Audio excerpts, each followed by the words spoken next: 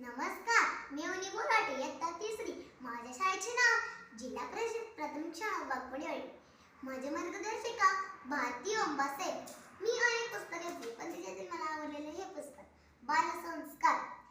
यामध्ये आदर्श विद्यार्थ्याचे गुण, चांगल्या सवयी, प्रार्थना, श्लोक दिलेले आहेत व आपल्या सणांची माहिती दिलेली आहे.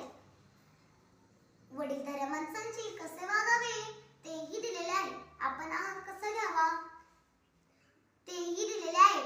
त्या आहारातून कुठली जीवनसत्वे मिळते त्याचीही माहिती दिलेली आहे.